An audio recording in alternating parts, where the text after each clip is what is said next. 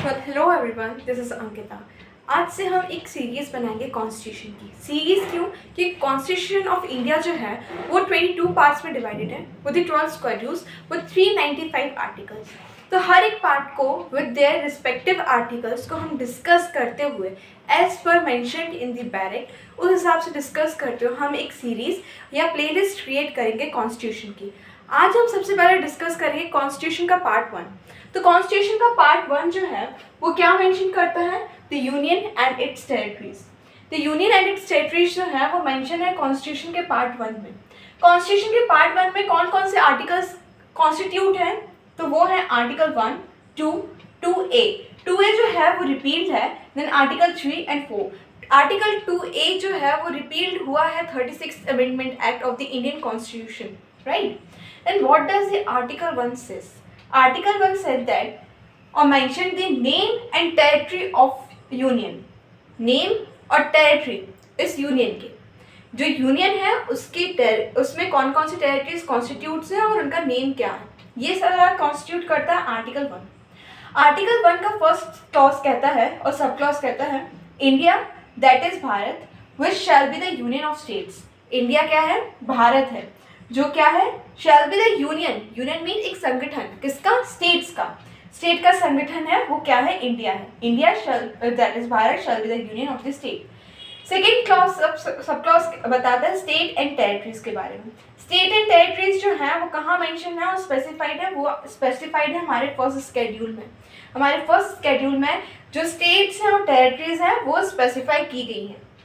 Then उसके बाद आता है third sub clause. Third sub clause क्या बताता है? Territories of India comprise. Territories of India किस चीज से बनेंगी? टेरिटरीज ऑफ इंडिया में क्या कंप्राइज होना चाहिए? First thing, territory of the state. जो स्टेट है उसकी टेरिटरीज। अभी इंडिया तो है यूनियन ऑफ स्टेट है, बट जिस चीज का वो यूनियन है वो स्टेट है, और वो स्टेट है वो किस चीज का बना होगा? टेरिटरीज का। और टेरिटरीज का क्या होना चाहिए? कंप्राइज होना चाहिए, कंप्रेशन होना चाहिए। देन सेकेंड थिंग और बी क्लॉज में आ रहा है कि UTs specified in the first schedule. क्या बोल रहा है? जो यूनियन टेरिटरीज हैं, जो यूनियन टेरिटरीज हैं वो भी कहाँ मेंशन होना चाहिए, कहाँ स्पेसिफाई होना चाहिए? फर्स्ट शेड्यूल में।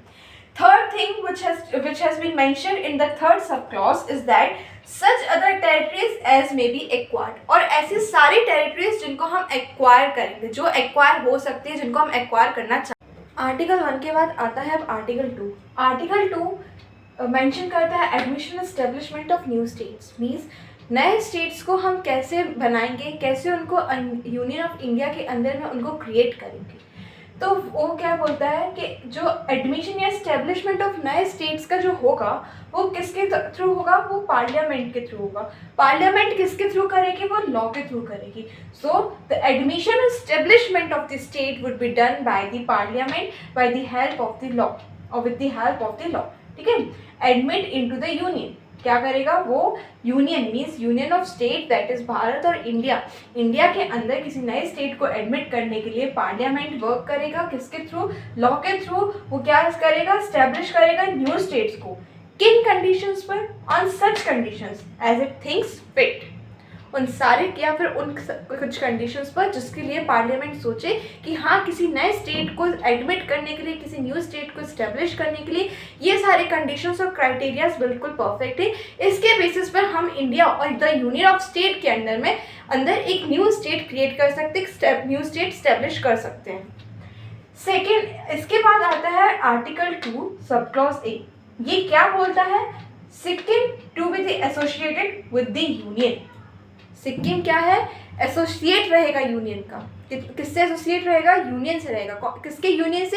यूनियन ऑफ स्टेट से। वो यूनियन ऑफ स्टेट्स क्या है? वो यूनियन ऑफ स्टेट है इंडिया, वो यूनियन ऑफ स्टेट है भारत। तो ये जो था, ये जो आर्टिकल है, ये आर्टिकल रिपील हो गया था 36 constitution amendment act 1975 which under section 5 this article has been repealed and this has been amended and come into effect, that is WEF, that which means with the effect from। Now let us see कि 36th amendment act क्या बोलता है और उससे क्या क्या effects हुए। तो 36th अमेंडमेंट एक्ट ने सिक्किम को एक फुल फ्लेज स्टेट बनाया इंडियन यूनियन का। इसने फर्स्ट स्केड्यूल जो है कॉन्स्टिट्यूशन का, हमारे इंडियन कॉन्स्टिट्यूशन का, उसको अमेंड किया और इंक्लूडेड सिक्किम, मीन्स कैसे अमेंड किया, उसमें सिक्किम को as a 22nd state of India include किया। इसके बाद जो फोर्थ स्केड्यूल है कॉन्स्टिट्यूशन का वो अमेंडेड हुआ, जिसने सिक्किम को इनेबल किया, किस चीज़ के लिए इनेबल किया, कि वो अपने एक रिप्रेजेंटेटिव को राज्यसभा में भेज सके। एक new article that is 371F को ऐड किया गया कॉन्स्टिट्यूशन में, जो स्पेशल प्रोविजंस सिक्किम के लिए जो थे वो उनको ऐड कर रहा था। इसकी वजह से मींस कॉन्सिक्वेंटली जो आर्टिकल 2A है और जो 10th स्केड्यूल था उस वक्त तक का, वो कॉन्स्टिट्यूशन की अमेंडमेंट, और जो 10th स्केड्यूल था वो 35th अमेंडमेंट एक्ट से ऐड किया गया था 1974 की, उसको रिपील कर दिया गया। एट दैट टाइम जो 10th स्केड्यूल था वो प्रोवाइड करता था सिक्किमाइज एसोसिएशन, किसके साथ, इंडिया के साथ। सिक्किमाइज एसोसिएशन को इंडिया के साथ जो था 10th स्केड्यूल प्रोवाइड कर रहा था, और ये 10th स्केड्यूल जो था 35th अमेंडमेंट एक्ट के थ्रू 1974 के कॉन्स्टिट्यूशन में ऐड किया गया था। But with the help of 36th amendment act ये जो 10th स्केड्यूल था उसको रिपील कर दिया गया। अब आती है बात हमारे नेक्स्ट आर्टिकल की, दैट इज़ आर्टिकल 3। आर्टिकल 3 जो है वो बात करता है न्यू स्टेट्स के फॉर्मेशन की, उनके ऑल्ट्रेशन की। ऑल्ट्रेशन किसकी, ऑल्ट्रेशन उनकी एरियाज, बाउंड्रीज जो हैं स्टेट की, उनको ऑल्टर करने की बात, और जो उनके एग्जिस्टिंग नेम है उसको चेंज करने की। पहला क्वेश्चन आता है कि ये सब कर कौन सकता है, तो ये बताता है कि पार्लियामेंट ये चीज़ कर सकती है। ये चीज़ पार्लियामेंट किसके थ्रू कर सकती है, ये चीज़ पार्लियामेंट लॉ के थ्रू कर सकती है। तो आर्टिकल 3 का सब क्लॉज ये कहता है कि फॉर्मेशन जो है न्यू स्टेट्स का वो किस चीज़ से होगा, सेपरेशन के थ्रू हो जाएगा। उसी स्टेट, किसी भी स्टेट के में जब सेपरेशन होगा, मतलब एक स्टेट्स का किसी एक पार्ट का सेपरेशन होगा स्टेट से, तो एक न्यू स्टेट का क्रिएशन होगा या फॉर्मेशन होगा। इसी सब क्लॉज में ये बोला गया है, एक पहला ऑप्शन तो ये है कि हम फॉर्मेशन एक किसी उसके पार्ट से उसका सेपरेशन कर दें, एक नई स्टेट बना दें। सेकंड ऑप्शन दिया गया है इसमें कि हम 2 या उनसे ज़्यादा स्टेट्स को यूनाइट कर दें, हम जोड़ दें, ठीक है, तो उससे क्या हो जाएगा, एक नया स्टेट फॉर्म हो जाएगा। थर्ड इसमें ऑप्शन दिया गया है या तो कि हम स्टेट का जो कोई पार्ट है, मतलब 2 स्टेट्स हैं, उन 2 स्टेट्स में से एक स्टेट के अंदर दूसरे स्टेट का कोई छोटा सा या फिर कोई भी पार्ट उसमें ऐड कर दें या यूनाइट कर दें, तो उससे हम एक न्यू स्टेट भी फॉर्म कर सकते हैं। देन आर्टिकल 3 का सब क्लॉज बी कहता है कि हम किसी भी स्टेट का एरिया इंक्रीज़ कर एरिया को बढ़ाकर एक न्यू स्टेट फॉर्म कर सकते हैं। सब क्लॉज थर्ड बोलता है कि किसी भी एरिया के स्टेट के किसी भी एरिया को हम छोटा करके भी एक न्यू स्टेट बना सकते हैं।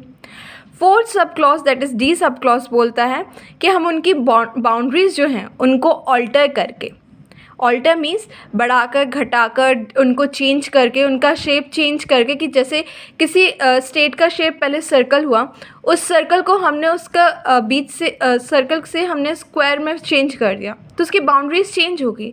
अब वो बाउंड्रीज चेंज होने की वजह से एक न्यू स्टेट फॉर्म हो गया। देन ई सब क्लॉज कहता है कि हम किसी भी स्टेट का नेम को ऑल्टर कर एक न्यू स्टेट फॉर्म कर सकते हैं। मतलब कोई भी स्टेट हुआ, एक सपोज़ एक स्टेट का नेम जेड है, तो जेड के प्लेस पर अब हमने उस स्टेट का नेम रख दिया बी, तो क्या हो गया, एक न्यू स्टेट का फॉर्मेशन हो गया, बिकॉज वो जो जिस नेम के साथ वो एग्जिस्ट कर रही थी वो स्टेट, अब वो नेम ऑल्टर हो। अब बताती है कुछ ऐसे स्पेसिफिकेशंस की जो इस आर्टिकल में मेंशन किए गए हैं कि जब हम ऑल्ट्रेशंस कर रहे हैं या फिर फॉर्मेशन कर रहे हैं किसी भी स्टेट का, तो क्या होना चाहिए और क्या नहीं होना चाहिए। तो इसमें सबसे पहले बोला गया है कोई भी बिल हो वो अगर ऑल्ट्रेशन और फॉर्मेशन से रिलेटेड है न्यू स्टेट के, तो वो किसी भी पार्लियामेंट के किसी भी हाउस में इंट्रोड्यूस नहीं किया जाएगा except on the recommendations of the president. जब तक प्रेसिडेंट रिकमेंड नहीं करेगा तब तक कोई भी बिल जो है alteration of formation of new state से रिलेटेड वो किसी भी हाउस ऑफ पार्लियामेंट में प्रपोज नहीं किया जाएगा, इंट्रोड्यूस नहीं किया जाएगा। इसके बाद दूसरा point to be that we should note that कि अगर प्रपोज़ल जो है वो किसी भी एरिया, बाउंड्री या नेम ऑफ द स्टेट को अफेक्ट कर रहा है, देन वो जो बिल है उसको उस स्टेट, जिस स्टेट के लिए वो अफेक्ट कर रहा है, उस स्टेट की लेजिस्लेचर के लिए रेफ़र किया जाएगा। Third thing to be noted that जो टाइम पीरियड है वो भी अलाउ किया जाएगा और स्पेसिफाई किया जाएगा। अब इस आर्टिकल में तो एक्सप्लेनेशन दिए हुए हैं, वो एक्सप्लेनेशन किससे रिलेटेड है? वो एक्सप्लेनेशन रिलेटेड है स्टेट से। फर्स्ट एक्सप्लेनेशन कहता है कि स्टेट जो है वो यूनियन टेरिटरी इंक्लूड नहीं करता। State does not include any union territory. State is different and union territory is different. Second explanation क्या है? सेकेंड एक्सप्लेनेशन कहता है कि new state formation refers to the either unification of state और UTs to other. मीन्स अगर हम कोई नया स्टेट को फॉर्म कर रहे हैं, नया स्टेट बना रहे हैं, तो वो उसका मतलब ये हो सकता है कि हम स्टेट और यूनियन टेरिटरीज़ को किसी दूसरे स्टेट या यूनियन टेरिटरी से यूनिफाई कर रहे हैं, जोड़ रहे हैं। तो अब बात आती है article 4 of the Indian constitution which is substituted in the part 1। So part 1 का आर्टिकल 4 क्या बोलता है कि जो लॉ बनाए गए हैं अंडर आर्टिकल 2 एंड 3, वो इसलिए वो लॉ जो बनाए गए हैं वो प्रोवाइड करते हैं क्या कि हम फर्स्ट एंड फोर्थ स्केड्यूल को इम्प्लीमेंट कर सकते हैं। फर्स्ट एंड फोर्थ स्केड्यूल को इम्प्लीमेंट कर सकते हैं और कौन कौन से उसके अंदर मैटर्स आते हैं वो है supplemental, incidental and consequential, right. तो supplemental matters refers to what कि जो ऑलरेडी प्रेजेंट है बट अवेलेबल है कि हम उनको कंप्लीट कर सकें और इन्हेंस कर सकें। Incidental refers to what? Incidental means जो वो मैटर्स जो किसी इंसिडेंट से जनरेट किए गए हैं और स्टिल उनके अंदर अमेंडमेंट करने की ज़रूरत है। And last is consequential means वो मैटर्स जो किसी चीज़ के एज अ रिजल्ट प्रेजेंट हुए हैं। तो आर्टिकल 4 का सब क्लॉज 1 ये कहता है कि ये सब क्लॉज जो है उन प्रोविजंस को इंक्लूड करता है जिससे पार्लियामेंट, लेजिस्लेचर और स्टेट लेजिस्लेचर मींस उस स्टेट का लेजिस्लेचर जिससे जो स्टेट अफेक्ट हो रही है उस लॉ से, उसके सामने रिप्रेजेंटेशन हो सके उस लॉ का जो स्टेट से रिलेटेड है। और ये तभी इस्टेब्लिश हो सकता है जब पार्लियामेंट इसको नेसेसरी समझेगी, व्हेन पार्लियामेंट कंसीडर्ड और deemed it as necessary. Second sub clause कहता है no such law as aforesaid means कोई भी ऐसा लॉ जो पहले कहा गया है shall be deemed to be an amendment of this constitution.